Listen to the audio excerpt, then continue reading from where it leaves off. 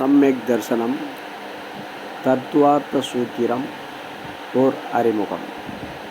சமணத்தின் முதன்மை நூலாக அனைத்து பிரிவினராலும் கருதப்படும் நூல். தத்துவம் ஒரு பொருளின் தன்மையை பிற பொருளிலிருந்து பிரித்தெடுத்தல், அர்த்தம் விளங்க வைத்தல், பொருளின் தன்மையான குணத்தை விளங்க வைத்தல். சூத்திரம் என்றால் சுருங்க கூறுவதே. மிக பெரிய உண்மைகளை மிக சில சொற்களால் சொல்கிறது தத்துவார்த்த சூத்திரம். சுருங்கச் சொல்லி விளங்க வைத்தலின் உலகின் முன்னோடியானது இந்த தத்துவார்த்த சூத்திரம். உயர் பிறப்பான மனித பிறவி தன் ஆத்மனை அறியவும் பரமான்ம நிலையை அடைவதற்கான வழிகளை ஆராய்ந்து கடைபிடித்து தலைகளில் இருந்து விடுதலை பெறும் வல்லமை பெற்றது. இப்பிறவி பயனை அறிந்து அதன் வழியை முயற்சி செய்யும் தேவையை இந்நூல் வற்புறுத்தி கூறுவதால் தத்வார்த்த அதிகம சூத்திரம் மோட்ச சாஸ்திரம் என்று அழைக்கப்படுகிறது. சுமார் 1900 ஆண்டுகளுக்கு முன் தோன்றியதாக சொல்லப்படும் கிபி 2ஆம் நூற்றாண்டில் இந்நூலின் ஆசிரியர் கிருதபிச்ச ஆச்சாரியர் என்னும் உமாசுவாமி என்று கூறுகிறார்கள். மேலும் குந்த ஆச்சாரியருக்கும் இப்பெயர் உண்டு என்றும் சிலர் இல்லை என்றும் சமண மதம் பல்வேறு பிரிவுகளை கொண்டதால் கூறப்படுகிறது. ஆனால் அனைத்து பிரிவு சமணர்களாலும் இந்நூல் ஓதப்படுகிறது என்பதே இதன் பெருமையாகும். இன்றும் பலர் மனப்பாட ரீதியில் இதனை சொல்லுவதும் உண்டு. ஆச்சாரியர் பூஜபாஜர் சர்வார்த்த சித்தி என்னும் முறையை முதல் விளக்கமாக கூறுகின்றார். பின்னர் அகலங்க சுவாமி எழுதிய ராஜவர்த்திகம், சமந்தபத்ராச்சாரியர் எழுதிய 84,000 ஸ்லோகங்களுடன் கூடிய கந்தஹஸ்தி மகாபாஷ்யம் என்னும் நூல் ஜெர்மன் லைப்ரரி இருப்பதாக கூட சில பேர் கூறுகிறார்கள்.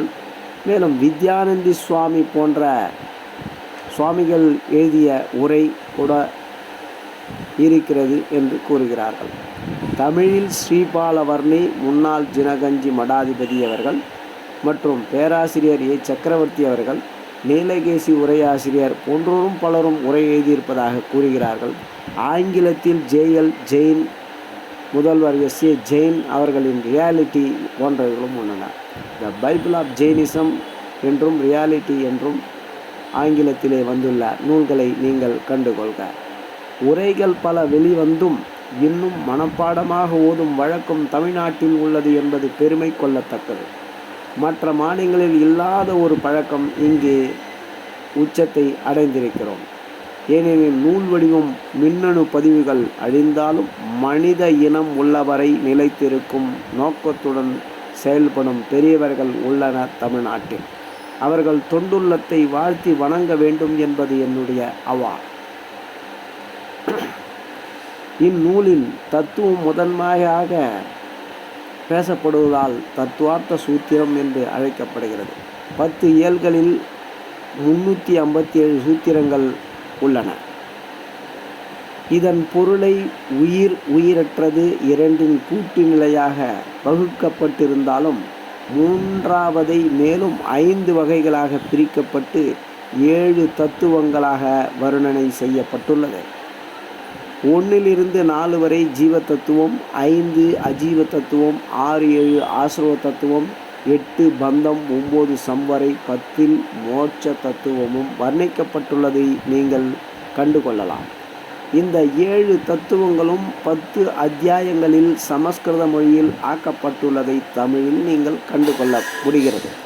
ஒவ்வொரு அத்தியாயத்திலும் ஒரு தத்துவம் முதன்மையாக அமைக்கப்பட்டிருந்தாலும் பிற தத்துவங்களும் உடன் தொடர்பு படுத்தப்பட்டுள்ளன.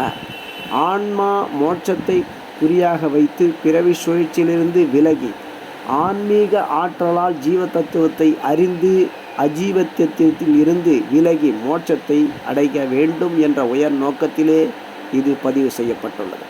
அதாவது ஜீவ தத்துவத்திற்குள் அஜீவ தத்துவ ரூப கர்ம வருவது ஆசிரமம், ஜீவ தத்துவத்திற்குள் அஜீவ தத்துவ ரூப கர்மம் பந்தமாவது பந்தம், ஜீவ தத்துவத்திற்குள் அஜீவ தத்துவ ரூப கர்மம் வராமல் செய்வது நிர்ஜரை, ஜீவ தத்துவத்திற்குள் அஜீவ தத்துவ ரூப கர்மம் ஒரு பகுதி விலகுவது நிர்ஜரை. ஜீவ தத்துவத்திற்குள் அஜீவ தத்துவ ரூபகர்மம் முழுவதுமாக நீங்குவது மோட்சம். அதன் உபதேசத்தை சொல்லுவதால் மோட்ச சாஸ்திரம் என்று நாம் அழைக்கின்றோம். தத்துவார்த்த சூத்திரத்தில் சில அத்தியாயங்கள் இன்றைய விஞ்ஞான உலகத்தோடு தொடர்புடையதாக உள்ளதால் விஞ்ஞானத்தோடு மிகுந்த நெருக்கமுடையது என நீங்கள் எண்ண வேண்டும். நுண்பொருள் கோட்பாட்டினை பல நூற்றாண்டுகளுக்கு முன்னே சோதனை சாலை இன்றி சூட்சுமமாக தெரிவித்துள்ளார்கள் எனில் மிகையாகாது அல்லவா? சில விஞ்ஞான கருத்துக்கள் சுட்டப்பட்டுள்ளன. மேலும் நுட்பமாக பார்த்தால் ஒவ்வொரு அத்தியாயத்திலும் காண முடியும். இந்த விஞ்ஞான சாஸ்திரத்தை அனைவரும் படித்து அறிய வேண்டும். நம் கேவலஞானி வீதராக விஞ்ஞானியாவர் அவர் தந்த இந்த சாஸ்திரத்தை விஞ்ஞான வழியே தெளிவு பெற முடியும். மருந்தை நம்புவதாலோ தெரிந்து கொள்வதாலோ மட்டும் நோய் நீங்கிவிடாது. அதுபோல் நல்ல நம்பிக்கையும் நல்ல ஞானம் மட்டும் இருந்தால் போதாது. கிரியையும் நல்ல கிரியையாக இருந்தால்தான் விடுதலை கிடைக்கும்.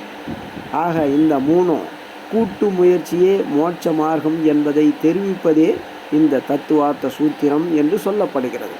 தத்துவார்த்த சூத்திரம் எழுந்த வரலாற்றை செவிவழி செய்தியாக ஒரு இனிய கதை குணம் சொல்லப்படுகிறது. குஜராத் நாட்டில் ஒருவர் இருந்தார். அவர் இல்லறத்தார். அவர் சமண சமய உணர்வுடன் நல்லியல்பும் நல்லொழுக்கும் உடையவர். இல்லறத்தில் இருந்தாலும் ஆன்ம முன்னேற்றத்திற்கு அதிக ஈடுபாடு கொண்டவர். நாள்தோறும் ஒரு சூத்திரமாவது எழுதுவது என்று நம்பிக்கையுடன் இருந்தார். எழுதாத நாளில் உண்ணால் நோன்பு இருப்பது என்று முடிவு செய்தார். முதல் சூத்திரமாக தர்சன ஞான சாரித்ராணி மோட்ச மார்கா என வீட்டில் பார்வையில் படும்படியான இடத்தில் சுவற்றில் எழுதி வைத்தார். மறுநாள் அவர் வெளியே சென்றிருந்தார். அந்த சமயம் பார்த்து அவர் வீட்டில் உணவு ஏற்க தகுந்த ஒரு முனிவர் வந்தார். அவரை வரவேற்று அவருடைய துணைவார் முறைப்படி வரவேற்று உணவளித்தார். உணவு ஏற்ற பின் அந்த துறவியார் எழுதியிருந்த சூத்திரத்தை கண்டார். சூத்திரத்தை படித்து மறுகணம் அதன் முதல் சூத்திரத்துக்கு முன்பாக சம்யக் என்ற சொல்லை முன் சேர்க்கையாக எழுதி சென்று விட்டார். வீட்டிற்கு திரும்பிய அந்த சிராவகர் சூத்திரம் திருத்தப்பட்டிருப்பதை கண்டு அது பற்றிய துணைவியுடன் வினவ, துணைவி விளக்க அவரை தேடி சென்று அவரை விளக்கமாக கேட்டறிந்தார். பிறகு மனம் நெகிழ்ந்து ஆவலை வெளிப்படுத்தி நூல் எழுத தான் தகுதியற்றவன் என கூறி அதனை முடித்து தருமாறு வேண்டினார். அவ்வேண்டுகளை ஏற்று உயர் சிந்தனையில் உதித்த தத்துவார்த்த சூத்திரம் என் நூலை முடித்தார். அம்மகானே கிருதபட்ச ஆச்சாரியர் என்னும் உமா சுவாமி ஆவார். இல்லறத்தான் துவக்கி வைக்க துறவி முடித்து வைத்தார் என்பதுதான் இந்த நூலின் சிறப்பு அம்சமாகும். யாவரும் படிக்க வேண்டிய உத்தமமான உச்சிதமான நூல். கற்பதை மனசுமையாக கொள்ளாமல் மனசுவையாக ஆக்கி கொள்ள முயலுங்கள். நன்றி, வணக்கம். ஜெய் ஜினேந்தர்.